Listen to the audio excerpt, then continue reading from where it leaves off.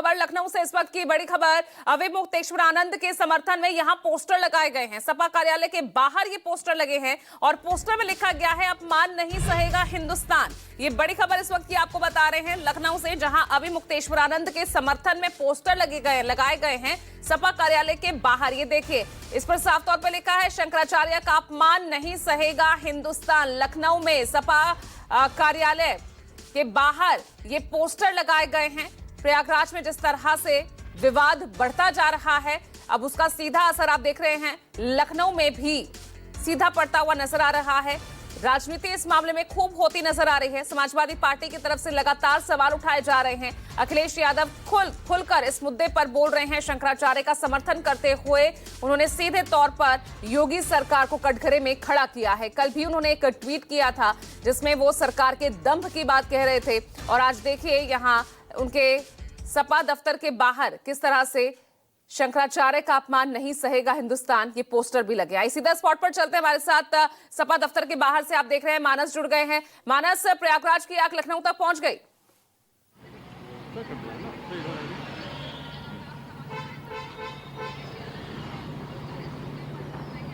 जी देखिए, अब आपको सबसे पहले मैं तस्वीरें दिखा देता हूं। ये तस्वीर आप सामने देख रहे हैं समाजवादी पार्टी कार्यालय के ठीक बाहर कि शंकराचार्य का अपमान नहीं सहेगा हिंदुस्तान, और साथ में आप देख रहे हैं कि शंकराचार्य अवि मुक्तेश्वरानंद की आप तस्वीर नजर आ रही है। आपको नीचे आपको क्रॉस में 2 भगवा झंडे नजर आ रहे हैं। समाजवादी पार्टी लगातार शंकराचार्य के अपमान को एक बड़ा मुद्दा बना रही है, और वो लगातार ये कह रही है कि बीजेपी की सरकार में अगर साधु संत भी उनके हिसाब से काम नहीं करेंगे तो उनको भी नोटिस चस्पा कर, उनके घर भी नोटिस चस्पा किया जाएगा और उनको भी अपमानित किया जाएगा। इस बड़े मुद्दे को लगातार न केवल समाजवादी पार्टी के अलग अलग नेता बल्कि खुद समाजवादी पार्टी के मुखिया अखिलेश यादव ने भी बड़े जोर शोर से उठाया।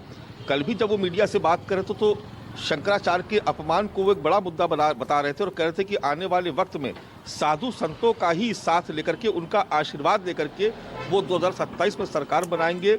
ये सरकार हर उस शख्स को अपमानित कर रही है जो उसके खिलाफ जरा सा भी बोलता है, और शंकराचार्य का अपमान इसकी मिसाल है। सिर्फ इतना ही नहीं, कुछ तस्वीरें हम आपको और भी दिखाएंगे अपने दर्शकों को कि आप एक दूसरा होल्डिंग देखिए जहां पर लिखा है कि मोदी ने हनुमान जी को पतंग बनाकर उड़ाया, हनुमान जी मोदी को सत्ता से उड़ा देंगे, दलितों को हनुमान जी पर पूरा भरोसा है। अब आप इस होल्डिंग को भी देखिए, यानी जिस पिच पर, जिस हिंदुत्व की पिच पर बहुत आक्रामक तरीके से भारतीय जनता पार्टी बैटिंग कर रही है, उसको उसी की पिच पर घेरने के लिए समाजवादी पार्टी अब लगातार भारतीय जनता पार्टी पर ही हमले कर रही है। और ये अपने आप में दिखाता है कि उत्तर प्रदेश की सियासत किस दिशा की तरफ आगे बढ़ रही है। और शंकराचार्य के अपमान को जिस तरीके से मुद्दा बनाया समाजवादी पार्टी ने और कांग्रेस ने, उससे कहीं ना कहीं भारतीय जनता पार्टी बैकफुट पर नजर आ रही है। कल भी जो माता प्रसाद पांडे नेता प्रतिपक्ष वो पहुंचे थे कल माघ मेले में, शंकराचार्य से उन्होंने मुलाकात की। इससे पहले आप देखेंगे अजय राय भी वहां पर पहुंचे हुए थे। तो ये सिर्फ होल्डिंग नहीं है, दरअसल एक संदेश देने की कोशिश की जा रही है कि भारतीय जनता पार्टी की सरकार में साधु संतों का भी अपमान किया जा रहा है, और समाजवादी पार्टी साधु संतों के सम्मान के लिए वो खुद मैदान में उतरने को तैयार है।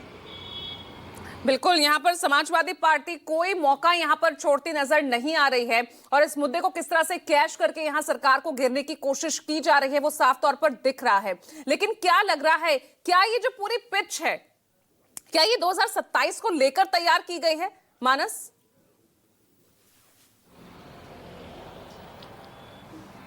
जी देखिए, बिल्कुल, अगर समाजवादी पार्टी पीडीए की बात करती है तो निश्चित तौर पर भारतीय जनता पार्टी को यह सूट करता है कि वो कट्टर हिंदुत्व की राह पर आगे बढ़े, जिससे तमाम हिंदुओं की जातियों को एक साथ और एकजुट रखा जाए। और ये एक बड़ा वोट बैंक है, यानी लड़ाई 80 बनाम 20 की होती है।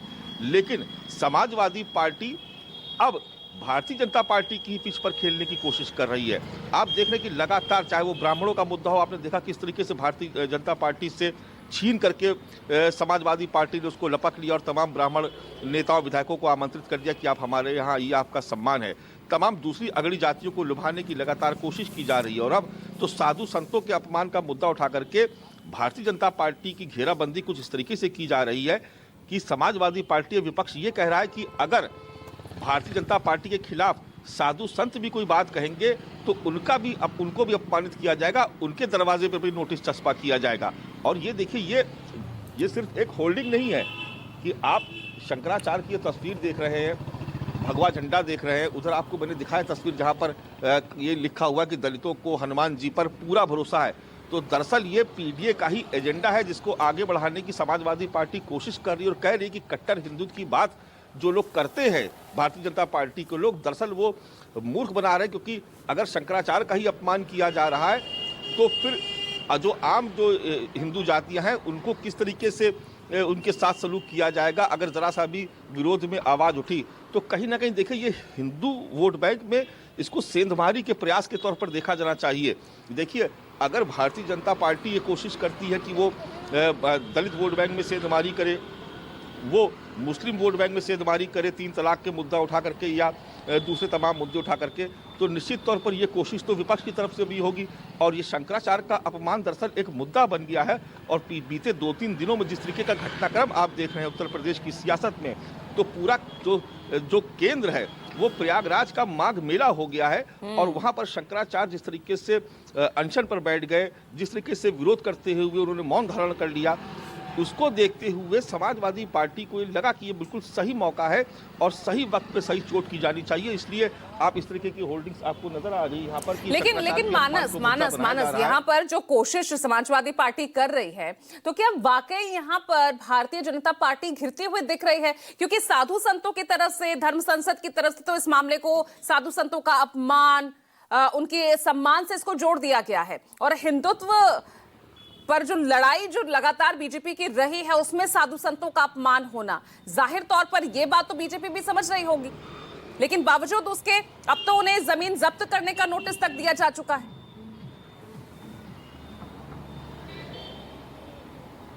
जी देखिए, इसको भारतीय जनता पार्टी इसको दूसरे तरीके से पेश कर रही है। अगर आप देखें कल चंदौली में आरएसएस के बड़े नेता है इंद्रेश जी, उनका बयान आप देखिए, उन्होंने किस तरीके से कहा कि साधु संतों को किसी दलगत भावना से, विद्वेष की भावना से या हमेशा सरकार को कोसने की भावना से बयान नहीं देने चाहिए। कुछ लोग ऐसे हैं जो लगातार सिर्फ निंदा ही करते रहते हैं, बुराई करते रहते हैं। तो वो एक तरीके से जो शंकराचार्य उनको ही कटघरे में खड़ा करने की कोशिश की जा रही है बीजेपी की तरफ से, कि वो जानबूझ करके ऐसा करते हैं जिससे वो सरकार का अपमान कर सके या सरकार की जो साख है उस पर बट्टा लगा सके, उसको डैमेज कर दे। ये लगातार बीजेपी की तरफ से दबे शब्दों में कहा जाता रहा है। हालांकि जो टकराव है वो साफ तौर पर नजर आ रहा है। कितना नुकसान होगा भारतीय जनता पार्टी को, किस तरीके से आगे इस मुद्दे को हैंडल करेगी, ये देखने वाली बात होगी। लेकिन देखिए, चलिए ठीक है मानस, आप लगातार बने रहिएगा और